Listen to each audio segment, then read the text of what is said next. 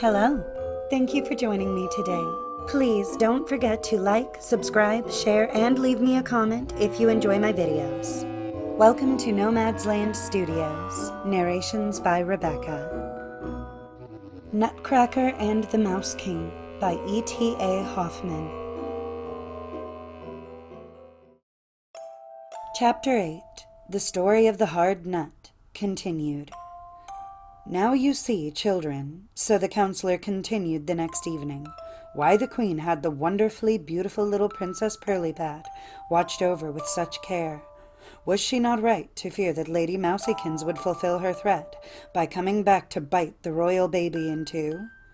Drosselmeyer's machines were of no use at all against the cautious and crafty Mouse Queen, and only the court astronomer, who was also privy interpreter of omens and stars, could divine that the family of Pussy Purr had the power of keeping off mice from the cradle. So it came about that one of the sons of this family, attached to the court with the title of chamber councillors, was held on her lap by each nurse, whose duty was to tickle him into contented performance of such laborious public service. It was the midnight hour, as one of the nurses-in-chief who sat close to the cradle started up from a deep sleep.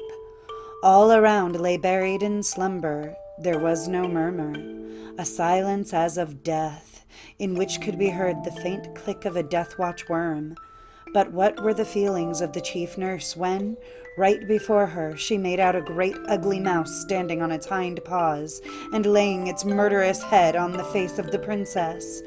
With a cry of horror, she sprang to her feet. Everyone awoke, but in an instant Lady Mousykins, the huge mouse on Pirlipat's cradle could be no other, scampered off to a corner of the room. The four-footed chamber councillors rushed after her, too late. She had vanished through a crack in the floor. Then at the noise, Pirlipat awoke, weeping piteously. "Thank heaven!" cried the nurses. "She is still alive!"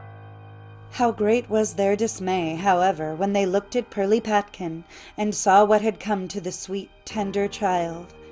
Instead of the angelic white and rosy, curly-haired pate, a thick, distorted head stood on a small, shrunken, crooked body.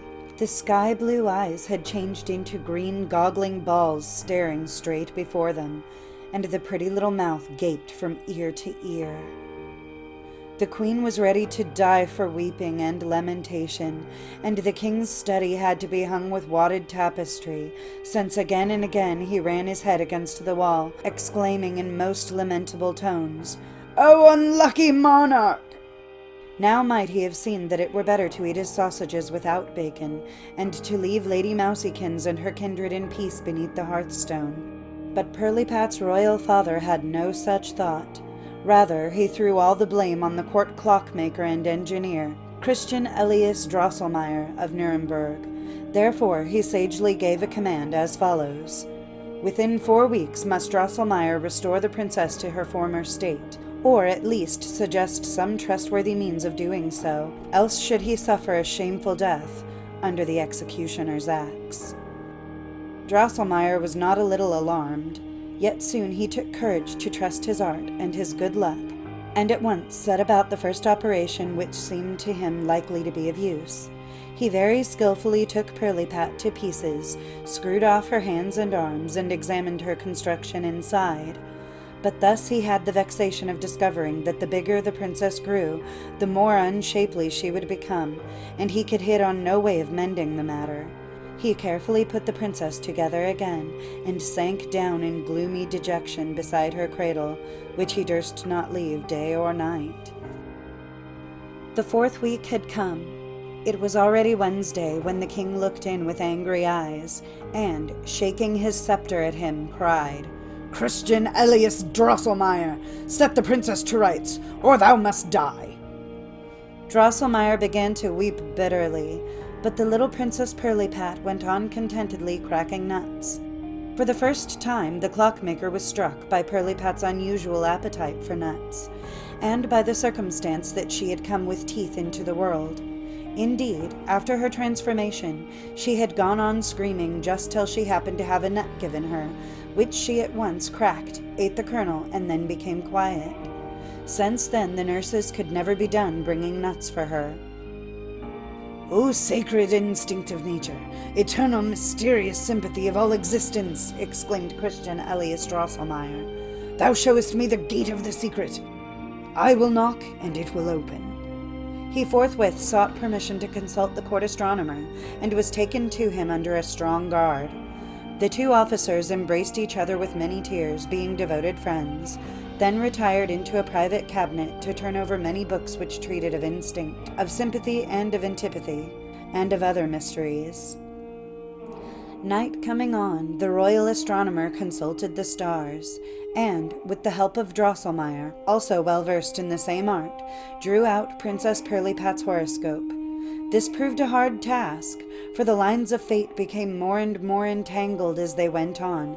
But at last, oh joy, it lay clear before them that to destroy the enchantment which had so hideously deformed her, and to be made as beautiful as ever, the Princess Pirlipat had nothing to do but to eat the sweet kernel of the Nutcracker. The Nutcracker had such a hard shell that a 48-pound cannon could be driven over it without breaking it. This hard nut must be cracked by the teeth of a man who had never shaved and never worn boots, and he must hand it to the princess with his eyes shut, and not open them until he had taken 7 steps backward without stumbling. 3 days and 3 nights did Drosselmeyer and the astronomer work unceasingly, and it was only on Saturday, at the king's dinner time, that Drosselmeyer, who was to be beheaded on Sunday, burst in, full of triumphant joy, to announce the discovery of the means for restoring the princess's lost beauty. The king, embracing him with warm affection, promised him a sword set in diamonds, 4 orders of chivalry, and 2 new Sunday coats. "Immediately after dinner, set about the business," he bade. "See to it, dear engineer, that the young unshaved man in shoes is provided, along with the Nutcracker, and let him drink no wine beforehand, for fear of his stumbling when he takes 7 steps backward like a crab. After that he can soak himself to his heart's content." Drosselmeyer was sadly taken aback by the king's speech, and, not without consternation and trembling, he stammered forth that the means of cure indeed were discovered, but that the nut and the young man to bite it were still to seek. Indeed, there was some doubt whether Nut and Nutcracker would ever be found. "Then you must be beheaded after all," roared the king in a lion voice, wrathfully brandishing the scepter above his crowned head.